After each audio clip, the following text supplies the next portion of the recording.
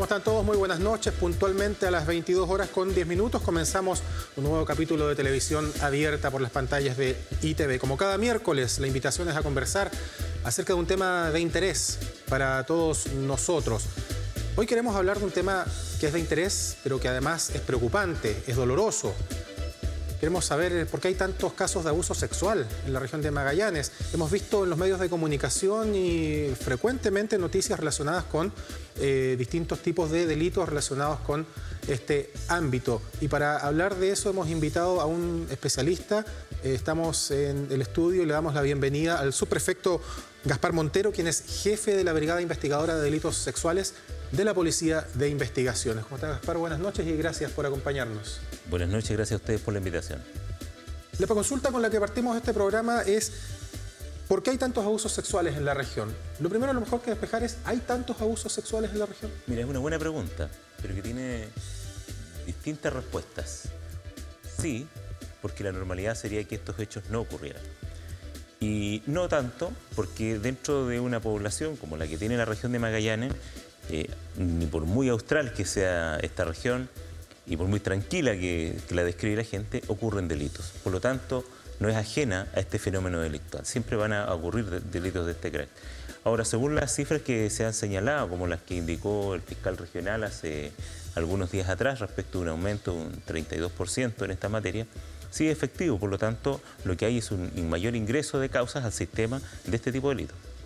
Ahora, estamos dentro de estas cifras, estamos considerando aquellos delitos que afectan tanto a personas mayores como menores de edad. ¿O hay algún tipo de tendencia distinta cuando hablamos de menores? Porque esos casos sí que también llaman la atención, ¿no? Sí, indudablemente.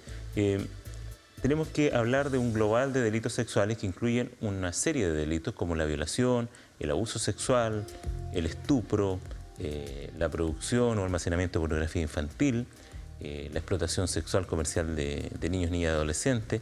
Hay un sinnúmero de delitos que están dentro de esta categoría.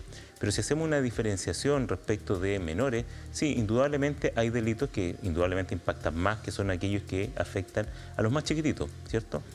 Pero también hay delitos sexuales que afectan a adolescentes, que afectan a jóvenes y también a adultos. Hemos incluso conocido casos de víctimas de la tercera edad. Así es. Bueno, vamos a hablar de este tema, tenemos todo el espacio por delante, una hora de conversación, pero queremos invitarlos también a ustedes a sumarse a nuestro programa. Esto es Televisión Abierta, la invitación como siempre es a llamarnos por teléfono, a escribirnos también por WhatsApp su mensaje o su consulta. Usted ve en pantalla ya el número del WhatsApp, más 569 90 37 58 19. Escríbanos por WhatsApp. Si nos llama ese número no le podemos contestar, escríbanos por WhatsApp. Si quiere hablar con nosotros, bueno, ahí está el número fijo, 612-24-9100. Desde este minuto, líneas abiertas, WhatsApp abierto, atento a sus consultas y comentarios en este tema, los abusos sexuales. Subprefecto, algo ya adelantábamos acerca de la cantidad, ¿cierto? Comparativamente con otras zonas del país, por ejemplo, ¿cómo está la región de Magallanes en términos de la ocurrencia de estos ilícitos?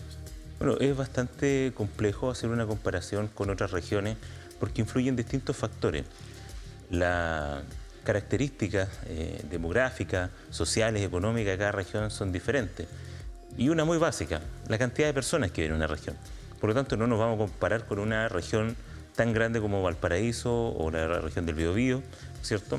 O con otras más pequeñas. Yo creo que lo relevante aquí que hay que destacar es que, si bien es cierto, se habla de un aumento en las denuncias, hay que preguntarnos por qué aumentan las denuncias, por qué han ingresado las causas. Y esto es multifactorial.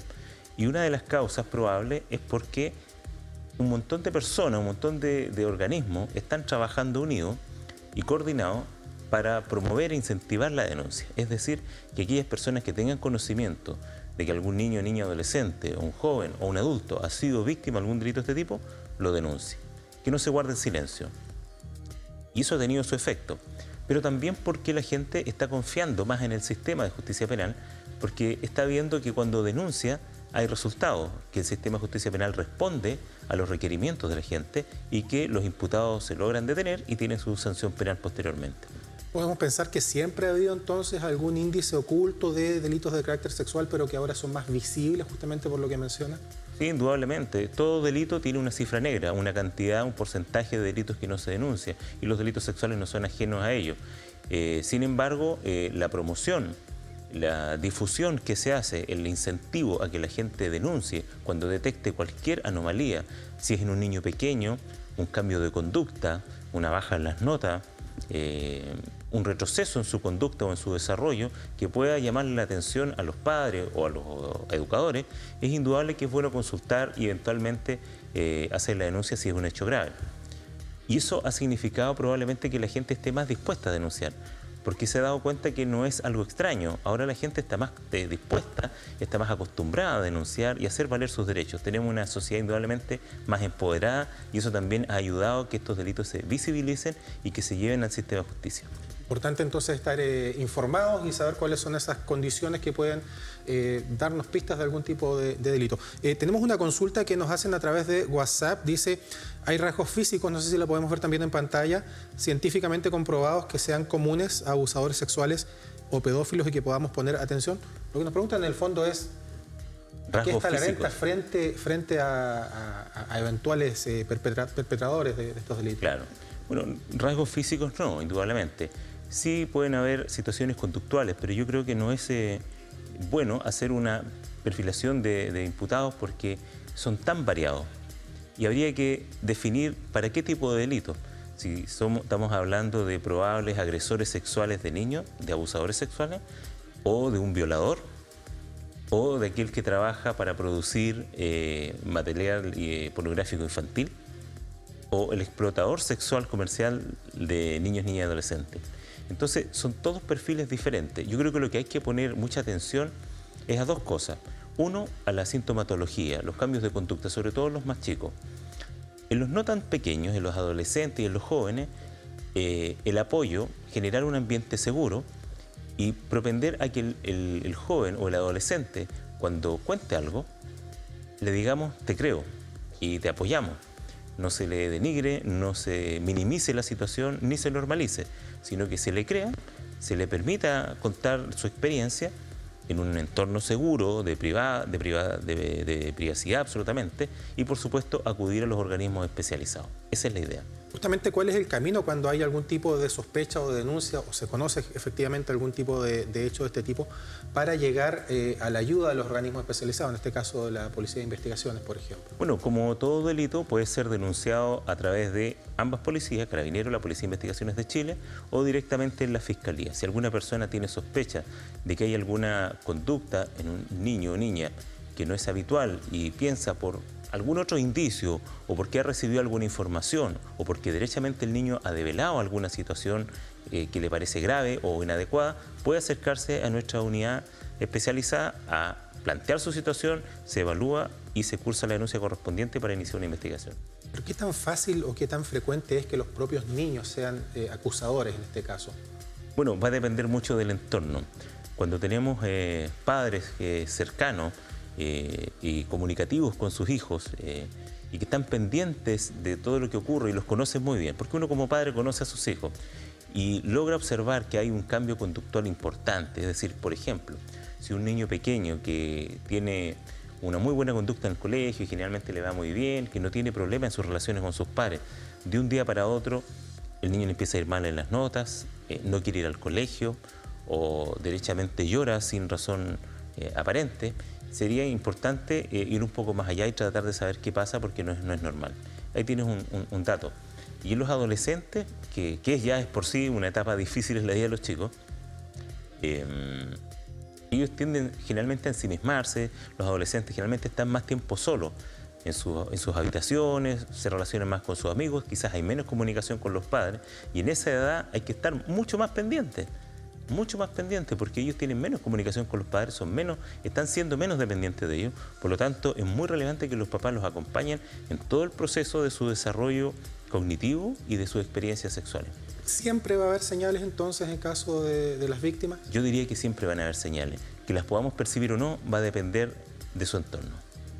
Tenemos un comentario también de alguien que nos escribe a través de WhatsApp, vamos a leerlo, dice: Hola, pienso que son muchos factores los que influyen en este problema, como el alcohol, las drogas, la educación sexual en los colegios y en la casa, demasiada permisividad de padres hacia sus hijos o hijas en salidas nocturnas y la televisión e internet, que también afectan la mentalidad. Gracias a ITV por la oportunidad de opinar, gracias a usted en realidad. Ahí menciona esta persona distintos elementos. Sí. ¿Se pueden asociar necesariamente a la posibilidad del riesgo de una agresión sexual?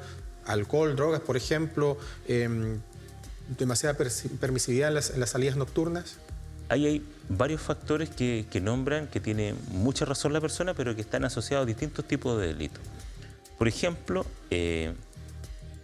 la permisividad tiene que ver con un control parental respecto de las conductas de los adolescentes, básicamente, porque ya aceptemos en principio que un niño menor de 10 años no debiera salir a la noche, ¿cierto? Pero ya en la adolescencia, cada padre tiene sus límites diferentes.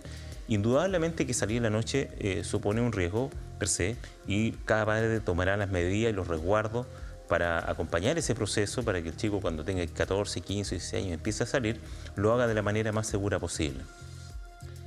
Solo salir no es inseguro, pero si eso va acompañado, por ejemplo, de ingesta alcohólica en forma desmedida, indudablemente que eleva la posibilidad de ser víctima de algún tipo de delito. Sobre todo en las niñas y las adolescentes, la ingesta alcohólica en cantidad excesiva puede dejarlas en una situación de desamparo, de incapacidad de oponerse ante alguna agresión, incluso de no darse cuenta que están siendo agredidas sexualmente. Por lo tanto, el llamado ahí es a la educación a temprana edad, tanto en la sexualidad, pero también en el consumo de alcohol. Justamente en los últimos casos, las víctimas principalmente han estado bajo la influencia del alcohol. ¿Es muy frecuente? Es frecuente el consumo de alcohol, no es un misterio, así los últimos estudios lo han revelado. Es frecuente, pero lo importante es que los padres estén cerca, porque si los jóvenes o los adolescentes tienen absoluta libertad y se pierde el control de dónde están en la noche, y por ejemplo se van a beber alcohol a un lugar apartado, a un parque en la noche, a un sitio eriazo, indudablemente que los riesgos aumentan exponencialmente, porque un joven o una chica puede quedar totalmente desamparada si sus amigos se van y la dejan sola a las 3 de la mañana en un lugar oscuro en la noche. Indudablemente que el riesgo de ser agredida sexualmente aumenta. La exposición al riesgo entonces es clave. ¿Cómo se controla aquello, no? Así es. Cuéntenos también, subprefecto, acerca de lo que se señala aquí. ¿Cuál es el riesgo que puede existir a través de las redes sociales e internet? Porque hay un fenómeno nuevo también que viene junto con estas tecnologías y que pone en peligro a las personas, ¿no? Claro. Ese otro factor, lo mencionaba el televidente que comentó ahí, y eso está asociado a otro tipo de delito, que ha sido lamentablemente más frecuente con el tiempo, pero somos una sociedad tecnologizada, donde leía la otra vez que en Chile somos 18 millones de habitantes, pero hay 21 millones de celulares. Por lo tanto, muchos chicos a temprana edad están teniendo acceso a dispositivos digitales, pero con acceso a Internet. Y ahí el control parental es fundamental. El acceso libre a Internet a una edad muy temprana no es bueno. Hay especialistas que podrán definir cuál es la edad correcta, pero indudablemente que en ese proceso tienen que estar presentes los padres. Tiene que haber un control parental por lo menos hasta una edad que los padres perciben que el chico tiene una madurez a lo menos mediana. ¿Por qué? Porque si se le da absoluta libertad, él no está preparado para saber si lo que está pasando a través de una red social, si la persona que se está comunicando con él supone un riesgo o no para él. Probablemente a él le va a parecer entretenido, le va a llamar la atención, le puede parecer hasta interesante, pero no está totalmente convencido de que la persona que está al otro lado no es otro joven de 12 o 13 años, sino que es un adulto y que está tratando de engatusarlo, o si definitivamente esa persona va a tener una conversación que va a ir subiendo de tono y en algún momento le va a pedir, por ejemplo, sácate una foto desnudo y envíamela. Porque después del periodo de seducción, donde ya lo convence, se establece una relación, el tono sube, ya la conversación pasa a ser de índole sexual y definitivamente ya se empiezan a pedir imágenes, fotografía, video, y hasta los casos más graves, que es de reunirse con la otra persona en un lugar público, muchas veces sin conocimiento de los padres, donde ella definitivamente puede ser objeto de un abuso sexual o incluso una violación. Justamente el tema de el delito a través de las redes sociales, ¿cierto? A través de Internet, ha llamado la atención en los últimos tiempos porque están produciendo casos, ¿cierto? Así es. ¿Cómo se configuran esos casos acá, de los que ustedes mencionaban? ¿Llegamos hasta el tema de la foto, por ejemplo? ¿O se están contactando a estos depredadores, por darles algún nombre, con sus víctimas? Sí, bueno, hay varias fórmulas, pero el que sean contactados por un adulto para abusar de ellos, sí se da, y sí se ha dado, y sí hemos tenido casos aquí en Punta Arenas, quizás en menor grado que otros tipos, pero también no hay que olvidarse que no solamente es ese adulto que pretende abusar del niño, obtener fotografías o imágenes de él, es un abusador. Si el que está al otro lado del computador no es un adulto, es otro joven, pero que tiene, por ejemplo, 17 años y se contacta con una niña de 13 años y le pide fotografías desnudas, también va a cometer un delito, porque eso es pornografía infantil. Por lo tanto, hay que tener mucho resguardo y por eso es súper relevante el control de los padres acerca de cuánto acceso y qué tipo de acceso están teniendo los chicos. Las redes sociales por sí mismas no son un peligro, son una excelente herramienta, todos los ocupamos hoy en día, pero en la medida que podamos tener control sobre ellas, van a disminuir el riesgo para los chicos, porque se trata no de coartar el acceso de los chicos a la tecnología, sino de acompañarlos en este proceso de conocerla y dominarla de una manera positiva. Ahora, a lo mejor lo que falta es educar a los padres a hacer esto, porque ¿dónde aprendemos nosotros a manejar primero estas tecnologías, a conocer las herramientas, cuando los chicos nos llevan años luz de ventaja a nosotros? Así es. Bueno, a nosotros que somos de una generación no tan vieja, digámoslo, no tan viejo, pero sí hay gente que está absolutamente desconectada a la tecnología, indudablemente es más difícil para ellos controlar un ambiente que no conocen. Pero ahí viene la responsabilidad de los padres. Si yo tengo un hijo que va a tener, está en esta etapa, que nació en esta generación y que es un nativo de la tecnología, es una obligación mía informarme y aprender para poder controlar, porque si no los riesgos son muchos. Más hay que decir que hay herramientas efectivamente que permiten controlar el acceso a determinadas páginas, que bloquean determinadas palabras. Indudablemente, no, y más allá, hay programas de control parental gratuitos, otros pagados en el sistema, en la red, donde a ti te permite tener información acerca de qué sitios están visitando los niños, qué contactos tienen, de quiénes están recibiendo llamadas telefónicas o mensajes a través de mensajería de texto, y de esa manera tú puedes tener un control más o menos relativo. Porque la pregunta es, ¿cuántos padres saben de toda la lista de amigos que tienen los chicos hoy día en redes sociales? ¿A cuántos conocen efectivamente los papás? Probablemente ni al 5 o al 10%. La gran mayoría son gente desconocida. Por eso es importante saber que cuando se produce una interacción, el papá se entere. ¿Y qué tipo de interacción? ¿Qué tipo de conversación? ¿Cuál es el nivel de la conversación? Y si le está pidiendo imágenes, si le está pidiendo fotografías o videos, ya hay que ponerse en alerta. Y frente a ese tipo de casos, ¿es posible también detectar a quién se oculta en el anonimato tras un computador? Detectar si encontramos que alguien está pidiendo esas fotos desnudo a un niño, ¿podemos llegar a dar con ese responsable? Sabiendo que está al lado, puede estar en cualquier lado. Sí, indudablemente. Sí. Bueno, lo primero, como en todas las cosas que hemos conversado, lo importante es la denuncia. Si se denuncia el hecho y se recopila la mayor cantidad de antecedentes, nosotros tenemos las herramientas tecnológicas y detectives capacitados que van a realizar una investigación y que van a tratar de apuntar al origen de la mensajería, dónde se crean las cuentas, quiénes crean las cuentas, quiénes envían estos mensajes y en qué parte del mundo están ubicados. Mira, hay un interesante comentario que nos hacen a través del WhatsApp también, que dice, un poco insiste en el tema de los factores relacionados con los delitos sexuales, el consumo desmedido de alcohol. Absolutamente. ¿Cómo se puede controlar la venta a menores de edad a través del fono copete? Dice que está aflorando en las páginas sociales como el Facebook. Claro, en el fondo hablamos de la facilidad en el acceso al consumo de alcohol, que puede terminar en este tipo de delito o en otro delito o en accidentes graves de automovilismo, ¿cierto? Indudablemente. Yo creo que el acceso fácil al alcohol no es algo nuevo. Quizás hoy día hay otras fórmulas para acceder, incluso por plataformas virtuales, pero el acceso al alcohol siempre ha estado presente. Los expendios de alcohólica siempre han existido. El control tiene que partir por casa. Si los chicos salen, dependiendo de la edad, indudablemente, esta autonomía progresiva de los jóvenes tiene que ser regulada por sus primeros responsables, que son los padres. Pero si un niño a los 10 o a los 12 años ya está consumiendo alcohol, debiera llamar profundamente la atención porque no es normal. ni un poco, ni un poquito, ni de vez en cuando. Hay estudios, los que tiene Senda, ¿no es cierto?, que revelan esa problemática de manera importante en nuestro país, y hace poco también salió una publicación respecto de esta región, que también es bastante preocupante. Entonces, el control parte por casa. Ahora, el control de los locales, indudablemente, hay normativas que regulan quiénes pueden vender alcohol y en qué circunstancias, en qué horario. Pero si un chico de cualquier edad quiere acceder al alcohol, lo va a hacer.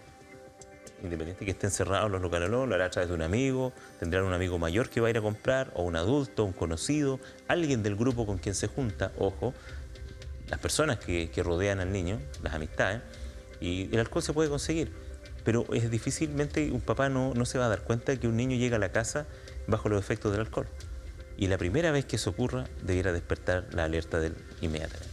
Hay otro tema que nos plantean también por en WhatsApp. Alguien que dice: yo he tratado de acceder a la información de personas con prohibición de trabajar en buses escolares, y estas páginas casi nunca funcionan informando que no tienen disponible la información en ese momento. ¿Se puede hacer algo para optimizar aquello? Y aquí caemos en el tema de los registros de personas que han sido condenadas por delitos de carácter sexual con menores. ¿Existe? ¿Funciona? ¿Son útiles? Sí, indudablemente que funciona. Cada vez que una persona es condenada por algún delito de esta característica, va a este registro. Que esté actualizado o no, eso no depende de nosotros, son otros ministerios los que ahí intervienen. Sin embargo, me llama la atención el comentario de la persona, porque si quiere saber respecto de esa persona, si está en el registro o no, es porque alguna conducta, algún rumor o algo ha escuchado o algo ha visto en esa persona. Entonces, cuando eso ocurra, esa primera alerta de lo que estábamos conversando recién, acérquese a la brigada nuestra y convérsenos acerca de lo que vio, lo que piensa, lo que le comentó un papá, porque probablemente ese sea el primer indicio de alguna sospecha de un hecho que tal vez sí está ocurriendo. Y en vez de buscar en el registro de la persona, acérquese a nosotros y coméntenos. Nosotros somos los encargados de investigar. Buena recomendación. Así que el primer indicio, la primera duda, por mínima que sea, así es, acercarse a la Policía de Investigaciones. Así es. A consultar. Muy bien. Son las 22:35. Nosotros vamos a hacer una pausa en la conversación, pero vamos a volver rapidito porque está muy interesante. Creemos que es muy útil hablar de este tema. Ya lo decía el subprefecto, la importancia de que la familia esté informada, ¿cierto? Vamos a hablar de eso y de otras cosas a la vuelta comercial. Esto es Televisión Abierta.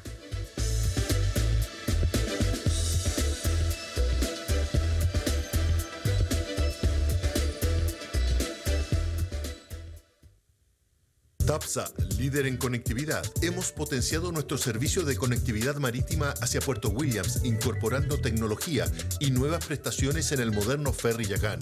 Contamos con nuevos asientos semicama de alta calidad y confort para nuestros clientes. Aumentamos la capacidad de pasajeros, lo que impacta directamente a la industria del turismo en Puerto Williams. Para complementar su experiencia, hemos habilitado un servicio de cafetería. Ahora puede disfrutar de un nuevo sistema de entretención a bordo, con películas y documentales. En TAPSA estamos trabajando para apoyar el desarrollo de la provincia antártica. TAPSA, líder en conectividad. En Central de Carnes continuamente pensamos en la economía de nuestros clientes. Es por eso que hemos implementado los días D. Lunes, día de los bebestibles. Martes, día de las carnes. Miércoles, día de los congelados. Jueves, día de la limpieza. Viernes y sábado, ofertas fin de semana. No pierda la oportunidad de aprovechar precios espectaculares nunca vistos en la región.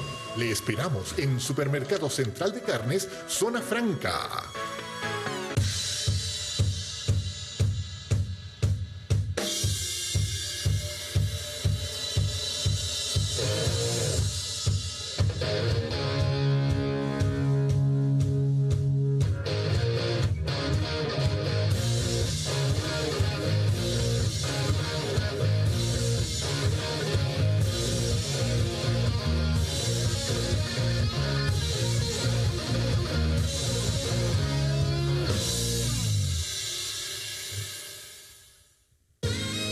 El Molino, sinónimo de fina pastelería, panadería y variedad de pastas.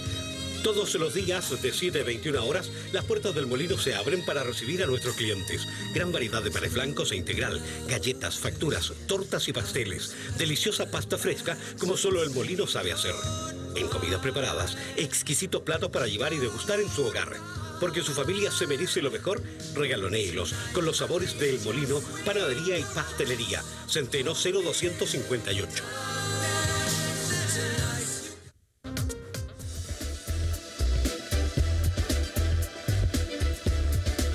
Bueno, ya estamos de regreso. Esto es Televisión Abierta a través de ITV Patagonia. Estamos conversando sobre los abusos sexuales que afectan a los niños, a los menores, a los adolescentes, también a los adultos. Un problema que nos llama la atención por la frecuencia con la que ocurren, con la que estamos informando. Y para eso estamos con el subprefecto Gaspar Montero, quien es jefe de la Brigada Investigadora de Delitos Sexuales de la PDI. Les recuerdo, escríbanos al WhatsApp, está en pantalla, más 569 90 37 58 19, o llámenos si lo prefiere al número fijo que aparece allí, 612 24 91 00. Estamos esperando sus llamadas y sus comentarios. Se habla mucho del pedófilo. ¿Podemos un poco aclarar cuáles son las categorías de quienes están cometiendo estos delitos? Bueno, se habla de pedófilos cuando se trata de abusadores sexuales de niños, pero no abarcan el gran escenario de agresores sexuales. Que es mucho más amplio. Que es mucho más amplio. Sobre todo el tema que hablábamos recién, el agresor sexual que, por ejemplo, que viola a una joven que está bajo los efectos del alcohol, por ejemplo, después de una fiesta o en la vía pública, es diferente, ¿no es cierto? Muchas veces se utiliza o se aprovecha de la condición de incapacidad de oponerse, o que está privada de sentido, o derechamente por la fuerza o la intimidación. Por lo tanto, es una categoría totalmente diferente, y que también es diferente a aquel que ocupa la tecnología, el que usa el grooming, ¿cierto? Es otra caracterización diferente. Y a propósito de caracterizaciones, subprefecto, nos gustaría aclarar un poco, porque muchas veces en las noticias hablamos de determinados delitos y a lo mejor la gente no conoce las diferencias. ¿Por qué hablamos a veces de una violación o un abuso impropio? Que además tiene distintas sanciones de acuerdo a la ley, ¿no? Bueno, la violación en sí es el acceso carnal a otra persona por vía anal, bucal o vaginal, a una mujer. Pero eso es cuando son mayores de 14 años. Y aquí hay una importancia que es súper relevante y que a veces la gente no conoce mucho. Cuando se tiene una relación sexual con una niña o adolescente menor de 14 años, aunque no concurra ninguna de las otras circunstancias, es decir, que aunque no haya fuerza, aunque no haya intimidación, aunque no se aproveche de la situación en que se encuentra, incluso si es consentida la relación, igual es delito.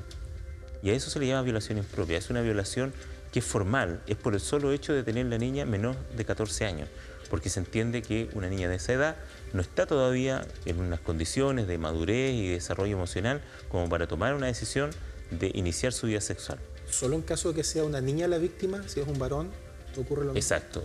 Violados solamente pueden ser las mujeres. Ahora, indudablemente que hay algunas excepciones que se tienen que ver caso a caso. Por ejemplo, si es una chica que tiene un pololo, que tiene un año más, que tiene 14, que tiene 15, indudablemente que eso tiene otra visión. Pero cuando se trata de un adulto que tiene relaciones sexuales con una niña menor de 14 años, indudablemente que es una violación. Y si es un menor de edad, menor de 18, también es violación, indudablemente se va a evaluar la relación que existía, el contexto. Pero cuando se trata de adulto no hay ninguna duda que tener relaciones, aunque sean consentidas con una menor de 14, es violación. Y el abuso sexual es cuando se produce cualquier hecho o acto de connotación sexual o de significación sexual que no implique el acceso carnal. Vale decir, cuando no existe penetración, pero cualquier otro tipo de acto, por ejemplo, las tocaciones de sus partes íntimas o, por ejemplo, besarla, ¿no es cierto?, son abusos sexuales, pero que también tienen penas bastante altas.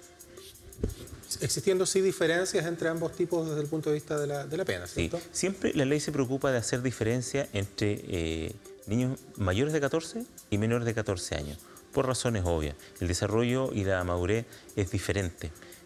Sobre 14 años, una niña podría tener relaciones sexuales consentidas, por ejemplo, y no ser delito. Pero en otras circunstancias, que si se dan y que están estipuladas en la ley, pueden ser delitos. Por ejemplo, una niña de 16 años tiene relaciones con un hombre de 25 o 30 años. Si esa relación se estima que es sana, que la relación fue consentida y que no concurre en algunas circunstancias que establece la ley, como por ejemplo que no se aproveche de una situación, de un trastorno o de una anomalía mental de la chica, ¿cierto? Que no exista que no esté en grave desamparo, es decir, que el adulto no se esté aprovechando, que es una niña, por ejemplo, de extrema pobreza o que está en una situación de grave desamparo y aprovechando esa condición, trata de tener relaciones sexuales con ella. O, por ejemplo, que tenga una dependencia directa, como por ejemplo puede ser un guardador, un cuidador, alguien encargado de la custodia de ese menor, que aproveche esas circunstancias para tener relaciones con una menor. Y eso también puede ser considerado un delito, pero no violación, sino que estupro. Entiendo. Tenemos una llamada, se comunica con nosotros una telespectadora. No quiere dar su nombre, lo respetamos, pero te escuchamos. ¿Cómo estás? Buenas noches. Hola, buenas noches. Sé que estoy llamando desde Porvenir, Tierra del Fuego. No quiero dar mi nombre porque acá todos nos conocemos. Pero yo le quiero contar una historia. Resulta a tu televisor, mi nietecita de 1 año y medio, por favor, para que podamos escucharte bien. Violada. ¿Ah? No, te decía si puedes bajarle el volumen a tu televisor para que nosotros te escuchemos bien. Vale. Por favor. Ahora sí, cuéntanos. Ya. Resulta que hace años un niño de 16 años violó a mi nietecita de 1 año y medio. Entonces, ahí no hubo ninguna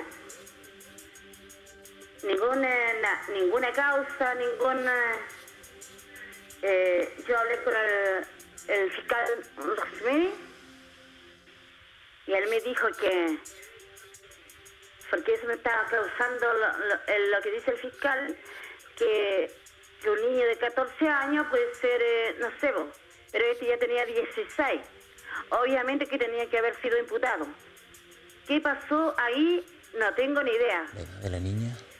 Pero yo fui a Punta Arenas, especialmente con el fiscal Rosmeri.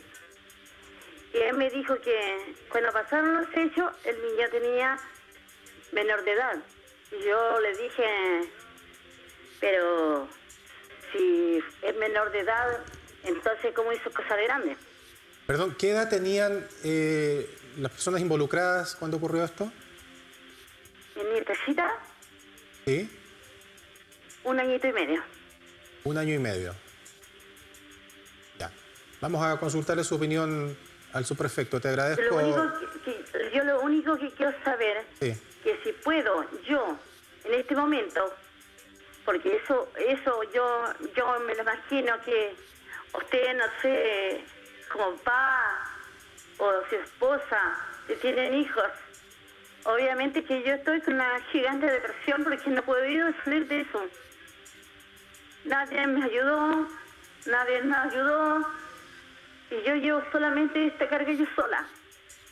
Y mi nietecita en este momento tiene 12 años y todavía sigue acordándose de lo mismo. Entonces, ¿qué puedo hacer yo? Porque yo le dije al fiscal, yo le dije, yo le puedo hacer una pregunta. Cuando él me dijo que cuando ocurrieron las cosas era el niño menor de edad. Ya. Yo le dije, señor fiscal, con todo mi respeto, yo le puedo preguntar algo. Y él me dijo, sí, dígame. Y yo le dije, ¿y si yo voy y salgo a la calle? Obviamente que, no sé, si me van a entender el papá que quiere a sus hijos, obviamente que lo va a hacer.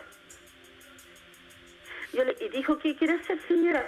Yo le dije, ya, si fue así como dice usted, que esto va a quedar impune, está bien, ya, no importa. Pero si yo salgo a la calle, le dije yo, y voy, y mato a ese cabro, ¿qué haría usted? Me dijo, ¿Sería preso usted, pues, señora? Entonces, ¿en qué país estamos? Yo escuché al presidente Piñera.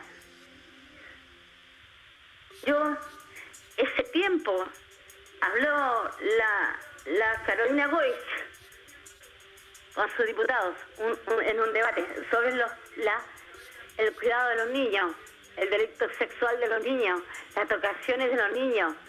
Y cuando yo pedí ayuda, nadie me la dio.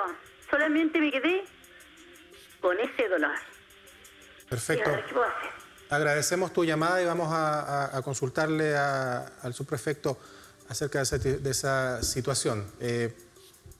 Por cierto que es lamentable lo que pasó con tu familia. Ha pasado 10 años desde ese hecho y claro, esta abuela pregunta, ¿qué se hace después de tantos años? Y bueno, es muy difícil que un hecho de tanta gravedad como el que relata la televidente no genere el movimiento de todo el sistema de justicia.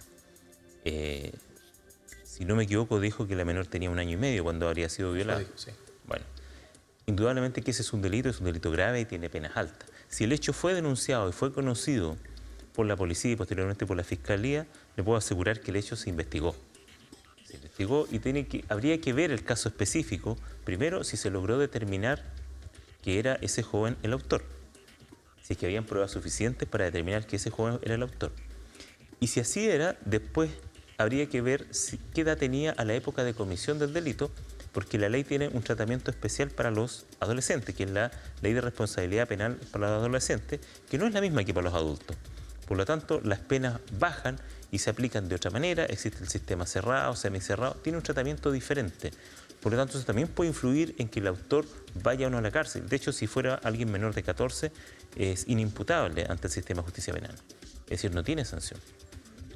No sé qué edad tenía exactamente, la señora me parece que hablaba de 17 años, pero no sabemos si la edad que tenía cuando se habría cometido el delito. Entonces habría que ver varios antecedentes. Uno, la circunstancia en que ocurrió, si se logró acreditar la responsabilidad de esa persona y si fue así, qué pasó en el proceso penal para saber si se le aplicó la ley de responsabilidad penal adolescente u otra circunstancia influyó en aquello. Pero yo invito a la señora que para que pueda informarse y saber por qué nos preocupa, es que pasa esto, que la gente esté desinformada, que no entienda por qué pasan las cosas. A nosotros nos parece súper importante, los detectives están capacitados y educados para no solamente recibir el relato de las personas, sino que también orientarlas, darle información, porque a la medida que la gente conoce cómo funciona el sistema, entiende de mejor manera las consecuencias y las resoluciones que se toman. Entonces yo invito a la señora a acercarse a nuestra brigada, entiendo que es de Porvenir, pero si tiene la posibilidad de venir a Punta Arenas y acercarse a nuestra unidad, nosotros la atendemos encantados, buscamos su caso y podemos por lo menos darle una información adecuada para que ella en su fuero interno tenga la tranquilidad de saber de que el caso se investigó y que se resolvió de la manera adecuada. Hay también un tema detrás de lo que nos comentaba la señora de Porvenir y que tiene que ver con la prescripción de estos delitos, que entiendo también hay un cambio legal muy importante que viene, ¿no? Claro, bueno, la prescripción legal de los delitos en general, cuando son simples delitos, prescriben en 5 años. En general los delitos sexuales, como son la mayoría tienen pena de crimen, prescriben en 10 años. Pero en el caso de los abusos sexuales, particularmente de los niños, niñas y adolescentes, la prescripción no empieza a operar hasta que los niños no tienen 18 años. Vale decir, esta cantidad de años que tienen que pasar para que prescriba, que son 10 años, recién se va a empezar a contar cuando ese niño cumpla 18 años. Vale decir, si el abuso se cometió cuando el niño tenía 5 años, no le podemos exigir a un niño de 5 años que denuncie, porque obviamente su desarrollo emocional y madurez a esa altura no le permiten. Con suerte podría develar el hecho que le ocurrió. Muchas veces no va a ocurrir y quizás lo cuente muchos años más tarde, pero la prescripción no va a empezar a correr hasta que ese niño no cumpla 18. Recién ahí empiezan a correr los 10 años. Y esa fue una modificación que hubo el año 2007 y por lo tanto es una muy buena herramienta para poder perseguir estos delitos aún mucho tiempo después que hayan ocurrido, independiente del proyecto de ley, ¿no es cierto?, de llegar a la imprescriptibilidad total de este tipo de delitos. Que se está avanzando en eso en el Congreso también. Así es. A ver, tenemos una consulta también, dice, hay un registro público de condenados por delitos de carácter sexual. ¿La PDI solo investiga hechos o efectúa prevención y de qué manera? Sí, bueno, existe ese registro indudablemente y es de acceso público indudablemente. Y claro, nosotros somos una policía eminentemente investigadora, somos una institución que tiene ya 86 años de experiencia en la investigación criminal y que en todos estos años se ha ido perfeccionando, aumentando la capacidad de sus detectives, incorporando tecnología. Por lo tanto, eso nos permite el día de hoy tener investigaciones de carácter profesional y científico. Por lo tanto, nosotros, esa es nuestra pega fundamental. Como dice nuestro eslogan, investigar está en nuestro ADN. Pero indudablemente que también participamos, particularmente en nuestra brigada, en actividades de difusión y educación sexual. Trabajamos muchas veces con chicos de colegios de distintos niveles, de básica, de media, con el objeto de llevarles esta información, porque muchas veces no es conocida o depende también del emisor cómo ellos la reciben. Por lo tanto, trabajamos en charlas explicativas, ¿cierto?, a los más chicos en materia de prevención de abusos sexuales, pero también hablamos con los adolescentes acerca de los riesgos del uso de Internet y redes sociales.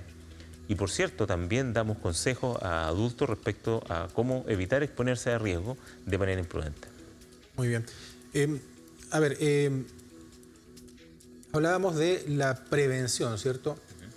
Donde además hay distintas instituciones que están trabajando. Me llamaba la atención, dentro de esta gran variedad, lamentablemente, que existe de delitos sexuales, lo que informaba una ONG hace muy pocos días que está trabajando hace un par de años con el tema del comercio sexual con menores de edad. Así es. Que uno a lo mejor hace algún tiempo habría dicho, es difícil pensar que en Magallanes tengamos ese tipo de delitos, sin embargo, está ocurriendo. Hablaban de ellos en 2 años han pesquisado 45 casos. Así es, así es. Bueno, esa es la ONG Raíces, que es una organización que ha hecho un trabajo pero admirable. Es una organización que se dedica a promover y a difundir el tema de la explotación sexual comercial de niños, niñas y adolescentes, mal llamado prostitución infantil. En realidad es explotación sexual comercial de niños, niñas y adolescentes. Y hace pocos días participaba en una actividad donde se conmemoró el día aquí, ¿no es cierto?, donde participan muchas instituciones. Sí, efectivamente, es un delito que existe. Lo que pasa es que es un poco... queda subsumido en otras figuras penales a veces y a veces opta por otras. Por ejemplo, si una niña, un adulto le paga a una niña de 12 años, una niña que está en desamparo en la calle, ¿no es cierto?, para tener relaciones sexuales con ella, por la edad de la niña lo más probable es que va a ir por ese tipo de ir preso por violación, por la edad, que es un delito más grave y vamos a lograr una pena más alta. Pero cuando se habla de explotación sexual comercial, estamos hablando de niños que son mayores de 14 años y menores de 18. Y en esos casos, cuando la persona que por un intercambio de dinero o por regalar especies o prestaciones de cualquier tipo, incluso se habla hoy día, el hecho de dar cobijo o amparo, también puede significar, ¿no es cierto?, que le exija a esa menor tener relaciones sexuales. Y si lo logra, aunque sean consentidas, podría darse esta figura de explotación sexual de niños, niñas y adolescentes. Al mencionar el concepto de la explotación sexual, me viene a la mente, por lo menos, el suponer que hay además adultos que están detrás de niños, niñas, adolescentes y los están o incentivando u obligando a aceptar dinero a cambio de favores sexuales. ¿Han detectado algo así, algún tipo de organización dedicado a eso? Por lo menos acá en Punta Arenas en los últimos años no. Sin embargo, los casos se dan. Lo que pasa es que muchas veces no se denuncian o no se denuncian como tal. ¿Por qué? Porque la víctima no sabe que es víctima. Muchas niñas que han tenido una vida muy difícil, que han vivido en el desamparo, en ambientes donde tienen padres agresores o consumidores de alcohol o droga, y han vivido desde su niñez una vida terrible, casi normalizan esta situación cuando ocurre y a veces le puede significar algún beneficio como una retribución económica o regalo. Por lo tanto, ellas no están conscientes que están siendo víctimas. Por lo tanto, es muy difícil que ellas denuncien. Y obviamente la contraparte, que es el mal denominado cliente, ¿no es cierto?, pero el que obtiene esta prestación sexual, tampoco va a ser un tipo que va a comentar mucho aquello. Sin embargo, el entorno es el que está llamado a observar esta situación, que puede ser cualquier particular. Cualquier persona puede denunciar este tipo de hechos. Si sabe que hay algún adulto que se está aprovechando de una niña con regalos para obtener favores sexuales de ella, una niña entre 14 y 18 años, ¿no es cierto?, puede denunciarlo, probablemente. Todos estos casos pueden ser investigados y tienen una sanción penal. Acuérdate que en delante hablábamos del estupro. Hay otra norma que considera que es delito cuando es mayor de 14 menor de 18 y tiene, por ejemplo, relaciones consentidas, pero se aprovecha del grave desamparo en que se encuentra. Entonces, un adulto que recibe a una menor porque se conocía de un familiar o de un amigo, que tuvieron una tragedia o está en una situación económica deplorable, y esta persona, este adulto, se ofrece a cuidar a la niña o a quedarse con la niña, y aprovechando esa condición o de suministro económico, de bienes o servicios a la familia, cobra una prestación sexual, indudablemente que puede caer en esta figura. Entiendo. Qué grave, me llama mucho la atención de aquello que dices, víctimas que de repente no se dan cuenta de que lo son. Así es. Terrible. Nosotros vamos a hacer una pausa, la segunda pausa en este programa. Esto es Televisión Abierta, conversando de un tema de verdad terrible que está pasando, pero que nos obliga a nosotros, a todos, a estar alertas. Para eso estamos con un especialista, con la Policía de Investigaciones, hablando de esto. Volvemos enseguida en Televisión Abierta.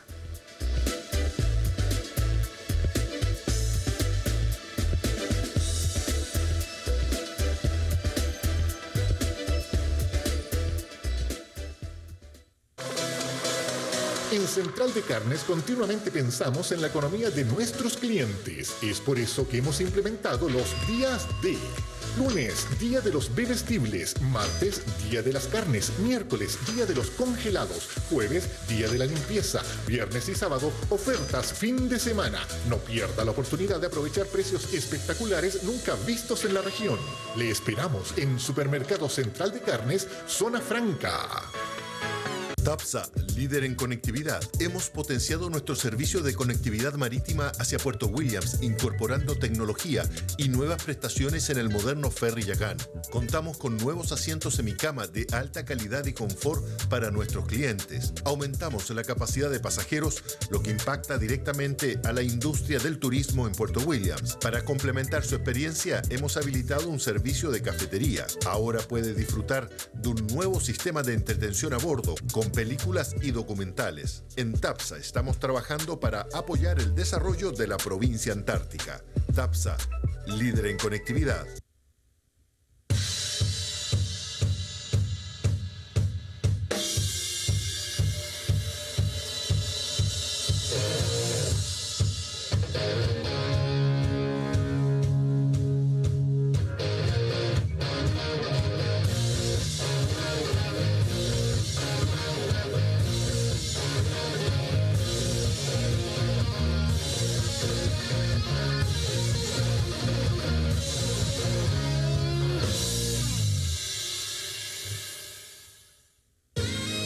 El Molino, sinónimo de fina pastelería, panadería y variedad de pastas.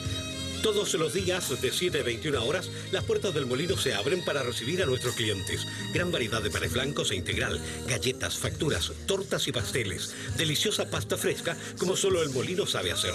En comidas preparadas, exquisitos platos para llevar y degustar en su hogar. Porque su familia se merece lo mejor, regalonéelos con los sabores del Molino, panadería y pastelería. Centeno 0258.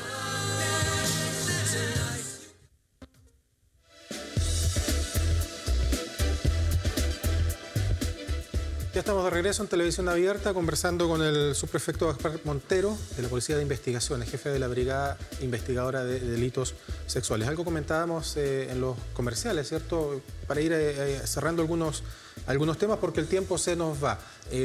Trata de personas con fines de comercio sexual. ¿También se da en Magallanes? Sí, hay pocos casos, han habido años atrás. Indudablemente es un delito grave, pero la ley sanciona en distintas etapas. Sanciona, por ejemplo, el tráfico de personas, aquellos que facilitan que personas en situación irregular lleguen a Chile con la finalidad de prostituirse. También aquellos que facilitan dentro del territorio nacional la prostitución. No hemos tenido casos tan relevantes aquí en la zona, lo que no quiere decir que no ocurran. Y ahí el problema fundamental es lo mismo que conversábamos hace poco rato, la denuncia.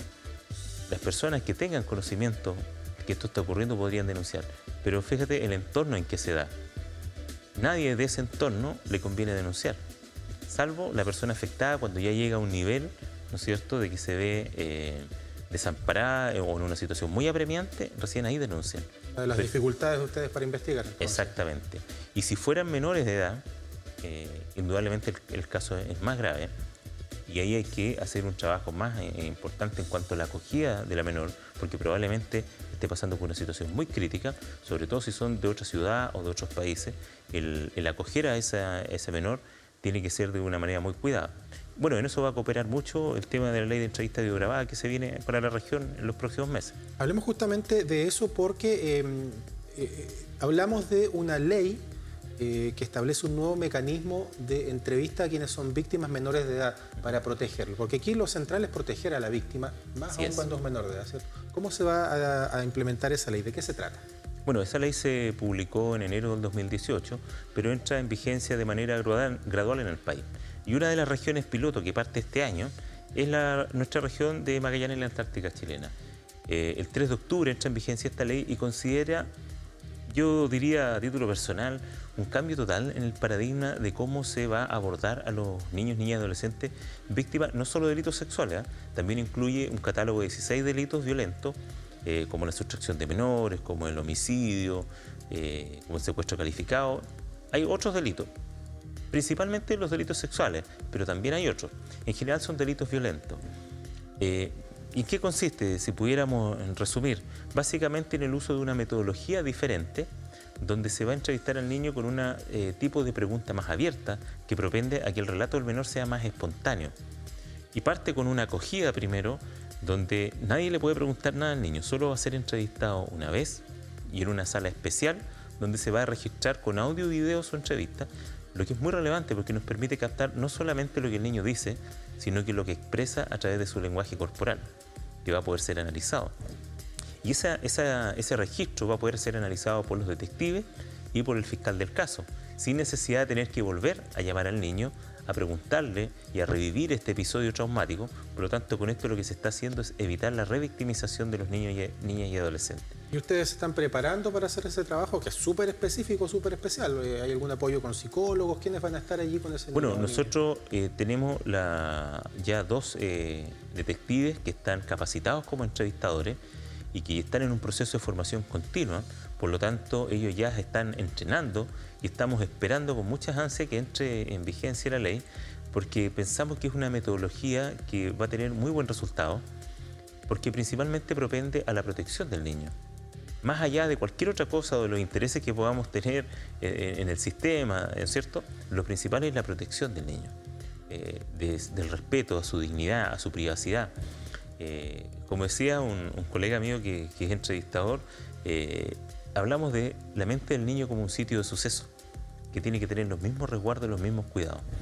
2 entrevistadores por ahora, tenemos otro en formación, otro que está en formación en Puerto Natales, y de esa manera estamos tratando de afrontar esta nueva ley con mucho compromiso. Todas las organizaciones, las instituciones que están participando, el Ministerio Público, Carabineros, el Poder Judicial, el Ministerio de Justicia, están empecinados en que este proyecto funcione, porque esto no es un experimento que se va a hacer con los niños, esto es una metodología que en otros países desarrollados ya ha sido probada y que ha dado muy buenos resultados. Por lo tanto, tenemos las mejores expectativas con este nuevo desafío. Qué bueno, es una buena iniciativa, por cierto, y qué bien que además se estén preparando para aquello. Tenemos una persona al teléfono. ¿Cómo estás? Buenas noches. ¿Cuál es tu nombre? Buenas noches. Estoy acá en Sintonía, escuchando todo lo que pasa en el regional también. También saludo ahí al inspector de investigación. Gracias. Cuéntanos, ¿cuál es tu comentario o tu consulta? Pues, que yo tengo un problemita y tengo una balita pasada por ahí. Yo lo que quiero saber, yo puedo ir a la PDI y preguntar un registro de 7 personas con nombre y apellido. ¿Se puede o no? Vamos a consultarlo, po. El registro. ¿Puede ir cualquier persona? Hubo ¿sí? causas y se limpió de manos libres. Salió publicado en un diario Ahí, bueno, tengo antecedentes personales, así que no lo puedo publicar acá. Ok, gracias. Vamos a hacer la consulta. ¿Puede ir y consultar con nombre y apellido si es que una persona tiene algún tipo de causa, decía? Claro, no. ¿No necesariamente condena? Mira, los antecedentes que nosotros manejamos, que la Policía de Investigaciones maneja, son de carácter reservado. Y los únicos que pueden conocerlo son los fiscales y los tribunales. Y por supuesto los detectives en el transcurso de sus investigaciones. Pero si, como lo señalaban delante, si esta persona tiene la inquietud de preguntar respecto de alguien, es porque alguna sospecha, alguna conducta observado que le ha llamado la atención o que tal vez conoce derechamente. Entonces ahí la invitación es acercarte efectivamente a la brigada y comentarnos qué es lo que sucede, qué es lo que él ha visto, qué es lo que piensa o qué es lo que le han comentado sus vecinos amigos.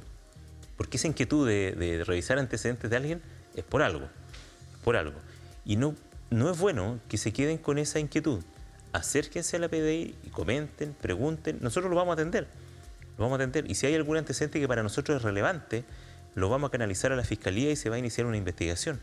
Podría ser, siempre yo digo, cualquiera de estas pequeñas señales puede ser el inicio de una gran investigación. Y podemos estar salvando o salvaguardando la integridad o la indemnidad sexual de niños, niñas, adolescentes o incluso de adultos. Bueno, algo parecido es lo que nos plantean también a través de este mensaje en WhatsApp. Dice una persona que vio algo que le hizo pensar mal. Un hombre que le compraba a una niñita de 7 o 8 años bolsas de golosinas, ella se tiraba al cuello, él la llevaba en brazos. ¿Se denuncia? Es complejo. Es complejo porque el límite puede estar también bastante desdibujado. Digamos. Bueno, pero habría que ver el contexto. Si yo sé que esa persona adulta tiene un vínculo con la niña y el contacto no tiene una connotación sexual, sino que es el acercamiento como el que se menciona, probablemente no se va a denunciar porque se sabe que es el tío, es un familiar o es un amigo de la familia. Si es cercano y veo conductas que no me parecen adecuadas por la edad de la niña, por la forma como la aborda, sí, absolutamente es denunciable. Absolutamente denunciable. Y en el otro escenario, si esa persona es absolutamente desconocida y yo sé que ese señor nunca lo he visto en el barrio y se acerca con esa conducta a hacerle regalos a una niña tan chiquitita, indudablemente que llama a la denuncia. Llama a poner sobre alerta por lo menos a los vecinos, a los padres, y si alguien se da cuenta que la persona está rondando el sector, puede llamarnos a nosotros o acercarse a la unidad a dar cuenta de la situación, porque podríamos estar frente a un delito, no lo sabemos, pero no significa que nosotros vamos a llegar y a detener a la persona y vamos a poner en problema a quien está denunciando. Vamos a llegar a verificar la situación, vamos a hacer un control de identidad, vamos a saber quién es esa persona que está ahí, qué vínculo tiene con la niña y si no lo tiene, qué intenciones tiene, por qué está en ese lugar, por qué le hace regalo. Todas esas preguntas hay que hacérselo y a nosotros nos parece muy bien que la gente sea suspicaz. Porque cuando dejamos de ser suspicaces, cuando dejamos de creernos detectives, ¿no es cierto? Y entramos en este relajo, en este letargo, en este aceptar o normalizar cualquier conducta, es ahí donde se empieza a cultivar el riesgo de las agresiones y que quedan probablemente subsumidas durante un tiempo y que los chicos están sufriendo o han sufrido un episodio y que nos enteramos mucho tiempo después. Tenemos otra llamada, me parece, me dicen desde la sala de dirección. ¿Cómo estás? Buenas noches. ¿Cuál es su nombre? Sí. ¿Aló? Sí, aló, hola. ¿Me escucha? Te escucho. ¿Cuál es tu nombre? María Cristina. María Cristina. ¿Cómo estás? Cuéntanos. Bien, ¿y usted cómo está? Bien, pues gracias. Disculpe. Yo quería decirle, yo tengo no sé con quién hay que hablar ahí. Dicen que no se puede, pero yo creo que para que terminen con la delincuencia sería un toque de queda, porque ya es mucho ya. Rayando autos, pintando paredes, violaciones, ya no hay, la gente no se atreve, o sea, lo hacen sin piedad, no sé con su conciencia cómo queda. Esa es mi opinión. Gracias. No, gracias a ti por llamar. Claro, las personas plantean soluciones, ¿cierto? Y de hecho hay algunas comunas donde se ha planteado además el tema del toque de queda para niños, claro. ¿cierto? Sí. Sí, indudablemente que hay preocupación a veces las personas, sobre todo como cuando ocurren delitos de alta connotación social, como los que hemos conocido en el último tiempo, y que son investigaciones que ha tenido nuestra brigada y que han estado en las portadas de los diarios. Probablemente eso genera una percepción de inseguridad en las personas. Pero al mismo tiempo la gente tiene que tener la tranquilidad de que cuando ocurra este tipo de delitos tiene una policía capacitada, una policía que está muy comprometida en la investigación de este tipo de delitos y que hemos tenido muy buenos resultados. Una amplia mayoría, un porcentaje muy alto de los delitos que se denuncian, nosotros los investigamos, logramos determinar quién es el autor y se termina poniendo a disposición de los tribunales. Y eso tiene que llamar a la ciudadanía a la calma, a la confianza en el sistema, a confiar en la PDI. Y así lo he reflejado. Las últimas encuestas nos han dado un apoyo tremendo, solo un 83% de la evaluación del desempeño en la PDI, y eso tiene que ver con un trabajo sistematizado a través del tiempo. Esa percepción de inseguridad, en parte, se combate de varias formas. Una, con la cooperación en la seguridad. La seguridad es un trabajo de todos. En la medida que la gente evite los riesgos, denuncie los hechos que conoce, la policía hace su trabajo investigando profesional y científicamente los delitos, y después viene la etapa de judicialización y en la fiscalía lleva esto al caso a los tribunales y los tribunales terminan condenando. Cuando la gente ve que todo el sistema se mueve y que logra resultados, esa percepción baja indudablemente porque ve que las instituciones están funcionando. Hay una consulta que nos hacen también, un caso bien específico, que algo se supo en las últimas horas. ¿Por qué recién ahora arrestaron a quien supuestamente violó a su prima si esto fue en marzo? Bueno, hay muchos casos, y esto es bueno también aclararlo a la gente, que se denuncian en una determinada época y se ven los resultados en otra. Nosotros, como una policía que usa una metodología de trabajo, un proceso investigativo serio, evitamos abordar los casos con demasiada premura y siempre hay una investigación previa. Tienen que reunirse muchas veces varias declaraciones, no solamente de la víctima, del afectado, sino que también de testigos. Hay un trabajo en situ suceso donde se recogen evidencias que deben ser analizadas e interpretadas y un trabajo posterior que tiene que ver con el entorno muchas veces del imputado. Es decir, hay un trabajo que no es rápido y probablemente eso a la gente le causa un poco de ansiedad. Pero finalmente cuando se logra terminar ese trabajo y se llega a la convicción y queda convencido el detective de que ha hecho bien su trabajo y esa convicción se traspasa al fiscal y el fiscal también plantea esto a un tribunal, el resultado es la detención del imputado y su puesta a disposición de los tribunales y, como en este caso particular, en prisión preventiva. Hay otro mensaje también en WhatsApp. Le voy a pedir al director que no lo muestre así, porque plantea una situación que podría ser delicada y no queremos que se vea tampoco el teléfono, ¿cierto?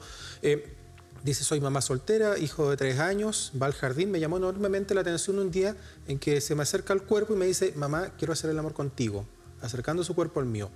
Eso es un llamado de atención, no lo volvió a hacer más, pero le quedó la incertidumbre. ¿Qué hago?, dice esta señora. Absolutamente, absolutamente.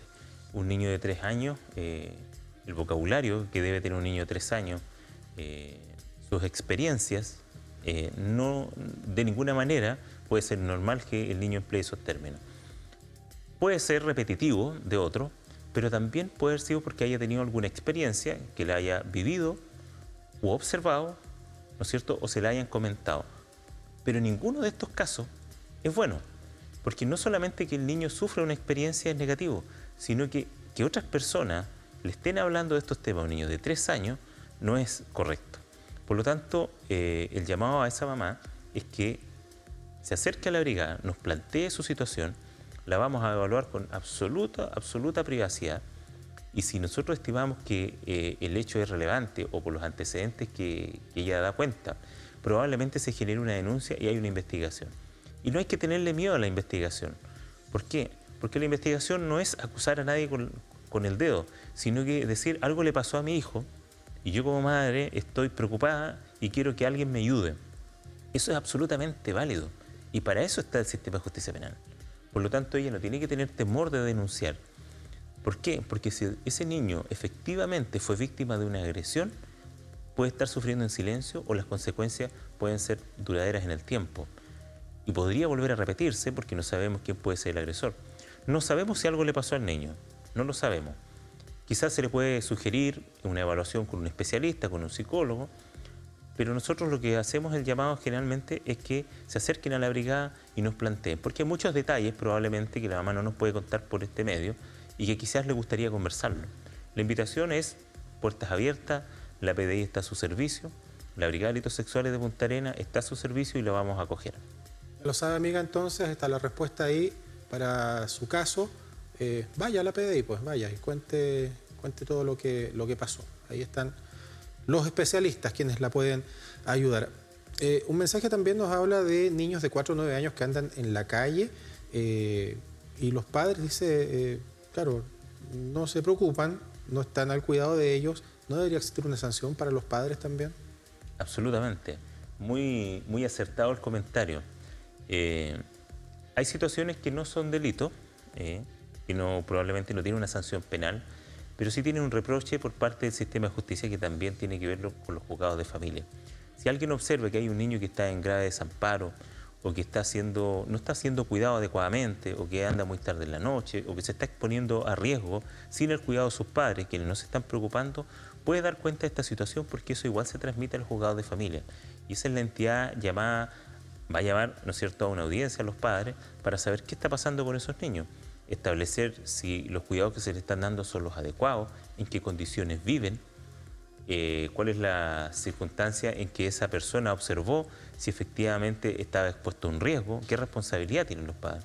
Porque claro, podría tratarse de padres que sean, por ejemplo, consumidores de alcohol o drogas y que en determinadas circunstancias o cuando ellos están en esa situación dejan a los niños en absoluto desamparo. Todos esos hechos son denunciables y nosotros los canalizamos a quien corresponda. En un caso así lo canalizaremos al juzgado de familia para que se tomen las medidas correspondientes. La Brigada Investigadora de Delitos Sexuales está presente en Punta Arenas, en Natales, Porvenir.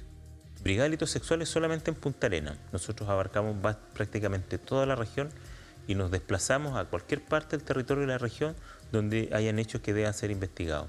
Hemos ido a Puerto Natales, hemos estado en San Gregorio, en William, en Porvenir. Somos pocos, pero hacemos mucho.